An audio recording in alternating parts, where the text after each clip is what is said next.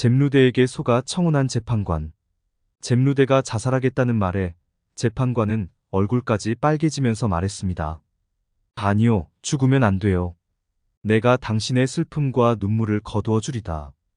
이 순간부터 당신을 어둠에서 구해내 바그다드 재판관의 아내로 맞이하리다. 천녀처럼 완벽한 당신을 내 아내로 맞이하리다. 당신만 허락해준다면 말이오.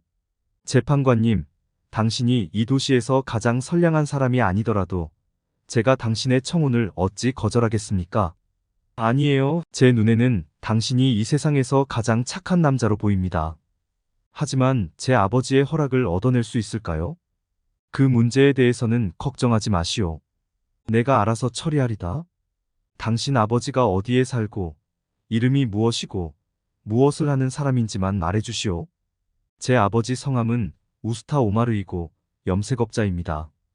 데젤라 거리에 상점을 갖고 계시고 상점 앞에 종려나무 한 그루가 우뚝 서 있습니다. 그 정도면 충분하오. 이제 집으로 돌아가서 내 소식을 기다리시오. 내 말을 믿어요. 잼루대는 재판관에게 그윽한 눈빛을 던져 보인 후 너울로 얼굴을 감추고 재판정을 벗어나 집으로 돌아왔습니다. 그리고 그곳에서 있었던 일을 하나도 빠짐없이 내게 전해주었습니다. 그녀는 감정을 억누르려 했지만 기쁜 표정을 완전히 감추지는 못했습니다. 멋진 복수가 될 거예요.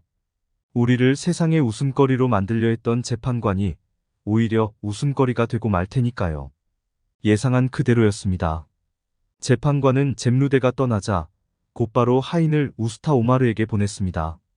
재판관님께서 선생을 보자고 하십니다.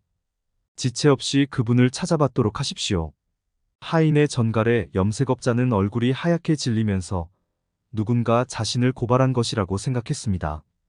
여하튼 염색업자는 천금 같은 발걸음으로 하인을 따라 나섰습니다. 오마르가 재판정에 들어서자 재판관은 잼루대와 이야기를 나눴던 그 방으로 오마르를 데리고 갔습니다. 게다가 잼루대가 앉았던 그 의자에 앉도록 권하자 오마르는 황공한 마음에 얼굴조차 제대로 들지 못했습니다. 오마르 씨, 당신을 만나게 되어 반갑소. 오래전부터 당신에 대한 얘기는 익히 들어왔소. 아주 정직하고 예절 바른 사람이라고 말이오.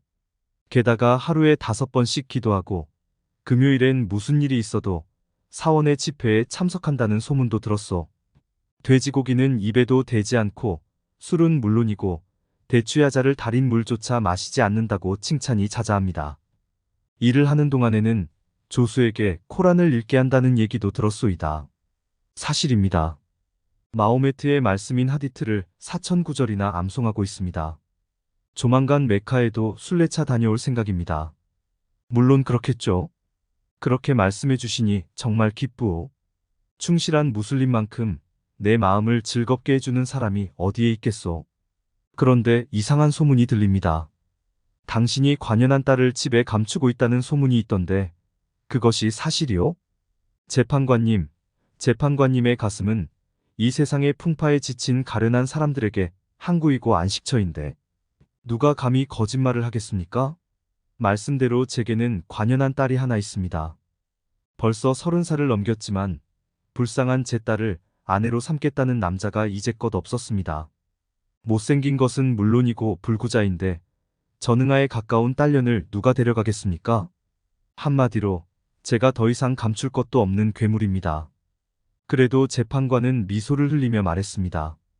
오마르 씨, 나는 그런 괴물을 기다려왔소. 그래서 당신의 하소연이 내 귀에는 칭찬으로만 들리는구려. 못생기고 불구자인데다 전응아인 여자에게도 천생배필이 있는 법이 아니겠소? 내가 바로 그 남자라는 생각이오. 너무도 예상치 못한 말에 염색업자는 재판관을 물끄러미 바라보며 말했습니다. 재판관님, 원하신다면 제 딸년을 마음껏 조롱하십시오. 아니요, 그런 것이 아니요. 절대 농담이 아니요. 나는 당신 딸을 사랑하게 되었소. 그래서 당신의 딸을 내 아내로 달라고 부탁하는 거요. 염색업자는 결국 웃음을 터뜨리며 말했습니다. 누군가 재판관님을 크게 속인 모양입니다. 분명히 말씀드리지만 제 딸은 팔다리가 병신이고 온 몸이 부스럼투성입니다. 글쎄, 나는 그런 여자를 좋아한다고 하지 않았소? 내 취향이 그렇단 말이오. 안 됩니다. 제 딸녀는 재판님께 절대 어울리는 계집이 아닙니다. 그래서 이름까지도 카이파카 타다리라 지었습니다. 이보다 더 어울리는 이름이 없을 겁니다. 마침내 재판관은 버럭 화를 내며 엄숙한 목소리로 말했습니다. 그만하시오. 오마르, 당신 딸 카이파카 타다리를 내게 주시오. 더 이상 내게 말대꾸하지 마시오. 염색업자는 재판관의 단호한 어조에 놀라긴 했지만 누군가 거짓 초상화로 재판관을 단단히 속였다는 생각을 지울 수 없었습니다. 그래서 엄청난 지참금을 요구하면 딸에 대한 욕심을 버릴지도 모른다는 생각에 다시 한번 재판관의 의중을 떠보았습니다. 알겠습니다. 재판관님의 말씀에 따르겠습니다. 하지만 제 딸을 데려가려면 금화 1,000개를 지참금으로 주셔야겠습니다. 약간 많기는 하구만. 하지만 한 푼도 깎지 않고 그대로 주겠소.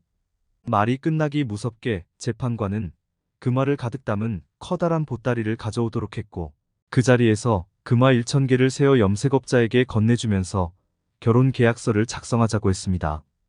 하지만 서명할 차례가 되었을 때 염색업자는 100명의 책임 있는 사람들 앞에서 서명을 하겠다고 고집했습니다.